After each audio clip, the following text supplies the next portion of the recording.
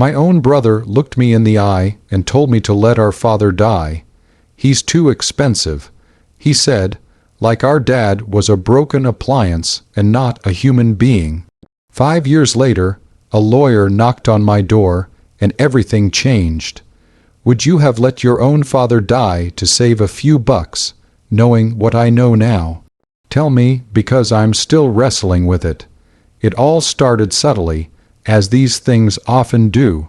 My father, a man who had built his small trucking company from the ground up with nothing but sweat and sheer will, had always been the bedrock of our family. He was a quiet man, but his presence was immense.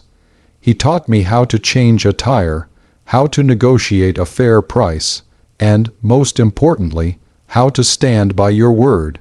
My brother, Mark, on the other hand, was always more pragmatic. He saw the world in numbers, in profit and loss, even as a kid. While I was out tinkering with Dad's old Ford in the garage, Mark was inside, poring over Dad's ledger, muttering about inefficiencies. I never thought much of it then. We were just different, I reasoned. Dad's health began to decline slowly, almost imperceptibly at first. It started with a persistent cough, then breathlessness, and eventually the crushing diagnosis: idiopathic pulmonary fibrosis. His lungs were scarring, slowly, irreversibly. The doctors were upfront. There was no cure, only management, and eventually a lung transplant would be his only hope. The news hit me like a physical blow. Dad, the unyielding force, suddenly fragile. Mark, predictably, immediately started calculating.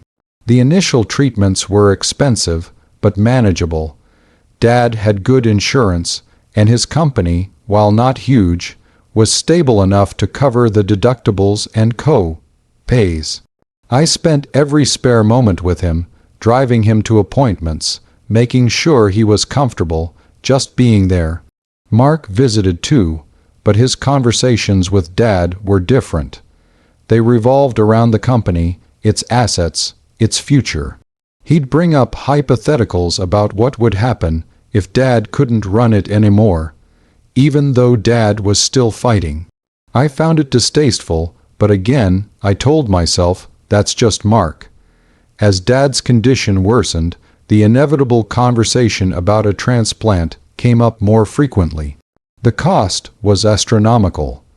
Even with insurance, the out-of-pocket expenses for the surgery, the anti-rejection medications for life, and the extensive post-operative care were mind-boggling. This is when the true colors started to show. Mark called a family meeting, just him and me, since Dad was too weak to really participate. He laid out spreadsheets, projections, and worst-case scenarios. He argued that if we pursued the transplant, it would bankrupt the company, deplete Dad's life savings, and leave us with nothing. It's not financially viable, he stated, his voice devoid of emotion. We have to consider the smart option. I stared at him, my blood running cold. The smart option, Mark, this is Dad we're talking about, our father. He sighed, as if explaining basic arithmetic to a particularly dim child. Look, I love Dad, you know I do, but he's 72. Even if the transplant works, what kind of quality of life will he have, and for how long? We'd be pouring millions into a slim chance. And for what? To watch him suffer more, only to die a little later, leaving us with nothing but debt. That's when he said it. The words that have haunted me for years: let him die, he's too expensive. I remember the silence that followed, broken only by the frantic pounding of my own heart.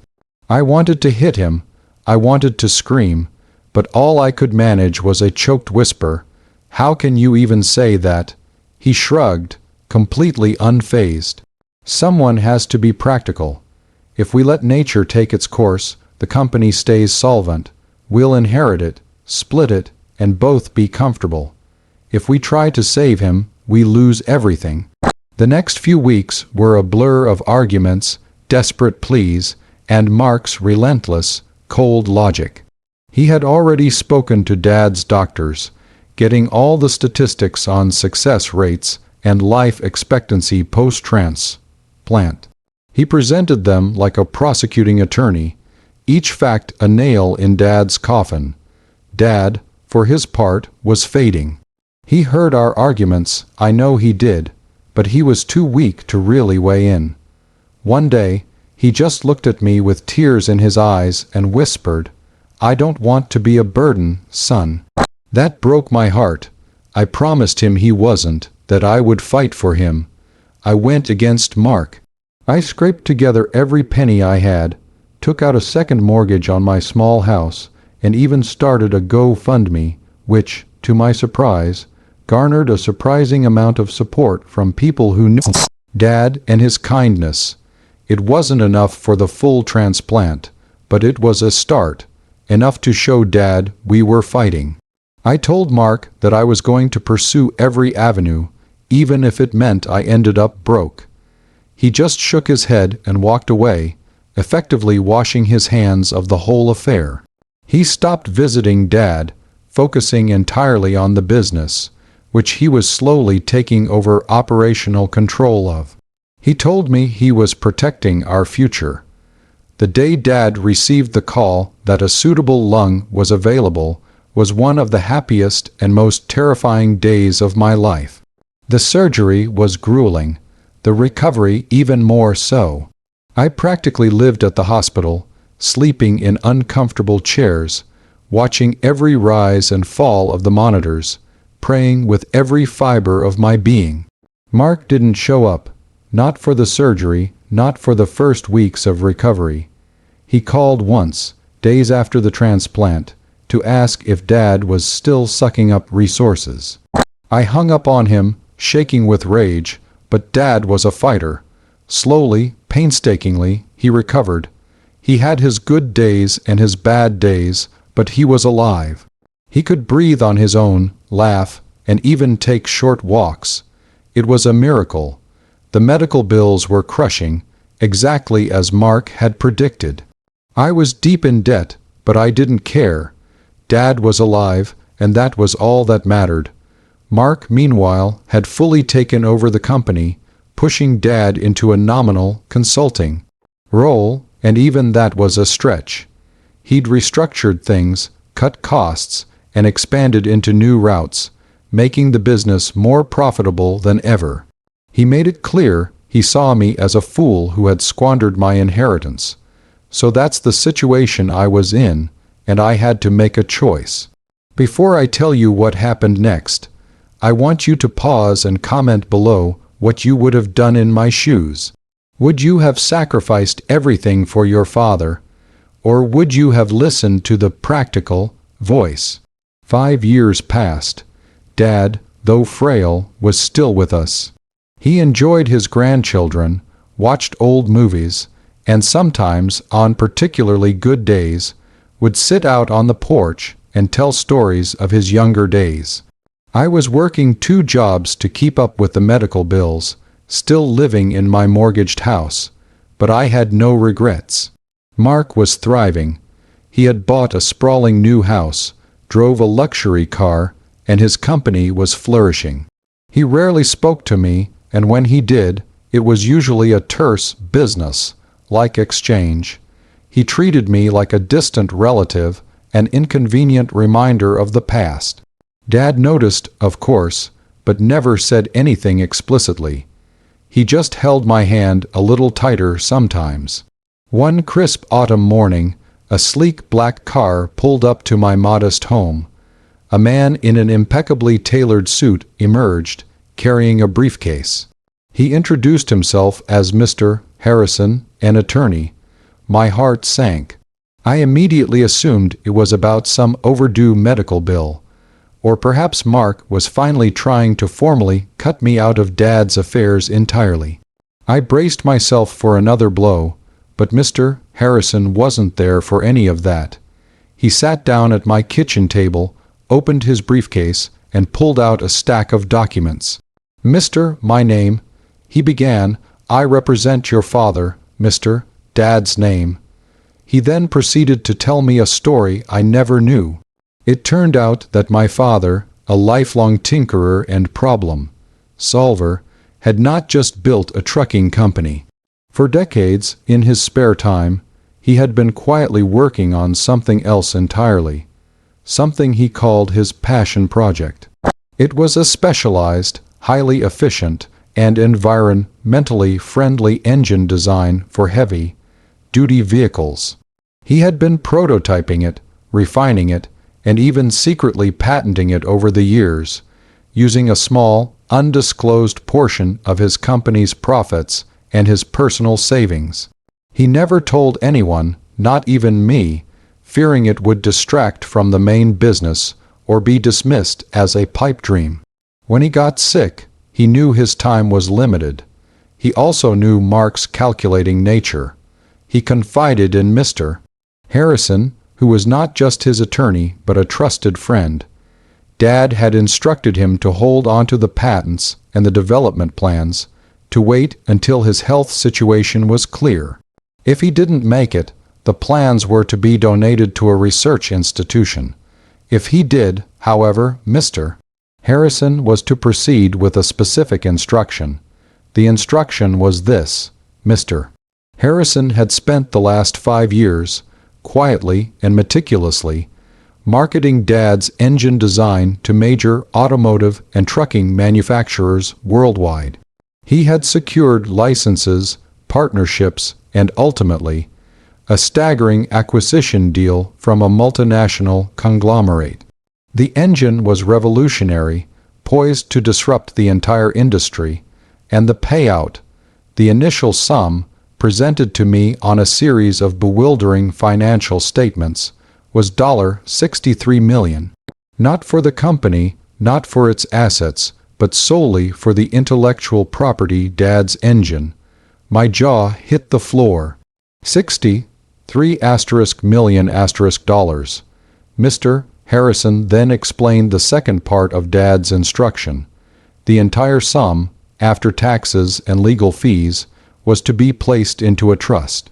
And that trust was for me, all of it. Your father specified that this was a testament to your unwavering loyalty, your sacrifice, and your love. Mr. Harrison said, his voice soft.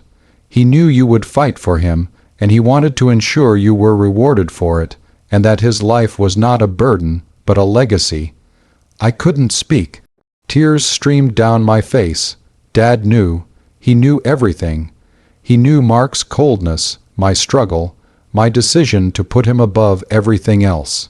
He had been watching, assessing, and planning. The lawyer then pulled out one more document. It was a handwritten letter from Dad. It explained everything: how he had kept the engine a secret to protect it, to ensure it was developed properly, and to also see the true nature of his sons when faced with adversity. He wrote about his disappointment in Mark, but also his understanding that some people are just built differently. He wrote about his immense pride in me, for choosing love over logic, for giving him a second chance at life. He ended the letter by saying, "You gave me the greatest gift, son. I hope this gives you yours." The revelation rocked our world.